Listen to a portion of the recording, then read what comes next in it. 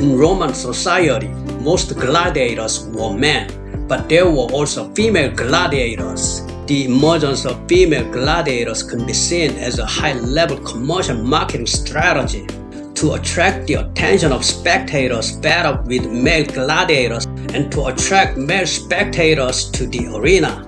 A fragment of two real female gladiators, Achilles and Amazon, was discovered in 1966 at Roman ruins in Turkey. This sculpture is currently on display at the British Museum. Female gladiators were part of a marketing strategy. It has been over 1,000 years since male gladiators have fought each other in the amphitheater of the Colosseum. The appearance of the female gladiators is only one part of this long history of gladiators. Fights between animals and other animals, fights between animals and people, and various other types of battles, from installations in a virtual seat to virtual level battles, were fought with the passage of time. This change is equivalent to the principle of action in modern entertainment, where if the spectators who feel bored with the fighting style do not go to the stadium, the income of the stakeholders involved will decrease. The people who planned the gladiator spectacle had to provide the appropriate goods and fill the stadium to full capacity so that the income of various people could increase and they could make a living. In the end, it was also an option for women to appear in the arena. The women who first appeared were meant to give a male-dominated audience a sexual thrill, and they could burst into laughter to relieve tension while having fun. At first, women could not be called gladiators because their opponents were relatively weak: dwarfs, snakes, and deer. Eventually, it developed into a real bloody festival where women fought each other. It developed into a successful product that perfectly combined violence and sex. Male gladiators did not wear tops because male gladiators didn't wear tops. It was argued that female gladiators shouldn't wear tops either. In other words, women with exposed breasts entertained the male audience. Furthermore, they did not cover the lower body well, similar to Japanese sumo attire. Only important parts were covered, but if the covering flapped during battle, spectators could easily see inside. Given that the crowd was mostly male, this exposure was eye candy with a bloody fight and was a purely commercial tactic to attract a male audience. Female gladiators were allowed to wear leg guards and head guards, and were allowed to use shields to block swords and spears.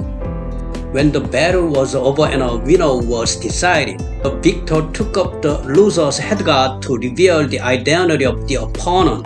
The victorious female gladiator raised her weapon high and performed exaggerated gestures to announce her victory. It is the same as a woman who wins in women's martial arts these days celebrating.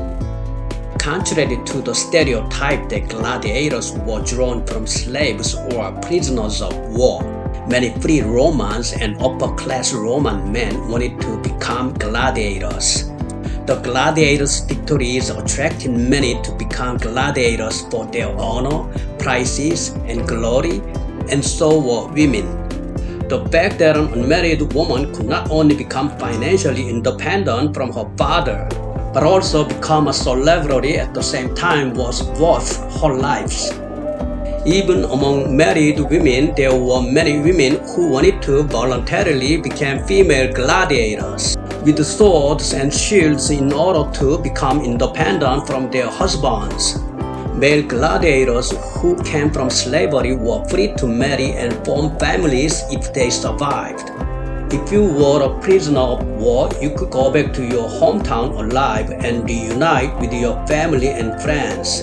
However, the view of female gladiators was the opposite. They could be famous, but they couldn't get married. It was like the psychology of the way men treat porn stars these days.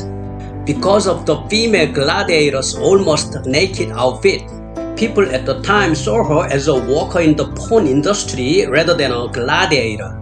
and no man would have welcomed his wife, someone who came home covered in blood, with a sword and a shield.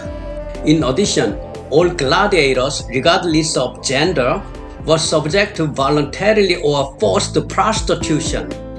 No man would want to have a prostitute as his wife. Due to its skyrocketing popularity, female gladiators had disappeared. In 200 AD, Roman Emperor Septimius Severus abruptly banned female gladiators. To be precise, women were forbidden to become gladiators of their own free will. Enthusiasm and willpower prevented women from gaining social fame. This decision was made after the emperor's attendance at the Olympics, which took place in Greece. Although women were banned from participating in the Olympics at the time, the popularity of female gladiators was great in Rome. Septimius, concerned about the fact that women in this state would train and develop skills and would eventually demand that they be sent to the Olympics, was determined not to give in to such demands at all. Just as the sale of related items in the modern entertainment industry is hugely profitable, the gladiators of ancient Rome also received financial support from their fans through selling items such as mirrors, swords, and lanterns. People from all over Rome flocked to watch the gladiator battles in the Colosseum, and after seeing this, people packed up their goods and returned home to share with those around them the vivid scenes they had witnessed. Not all gladiators were killed when defeated. Only 10 to 15% of them lost their lives. That means about 90% survived. And in some ways, it was like some sports today. People bet on famous gladiators. The gladiators' profession was very popular, so capable gladiators were making a lot of money. Female gladiators could be viewed as a highly commercial tactic to attract the attention of an arena of spectators tired of male gladiators.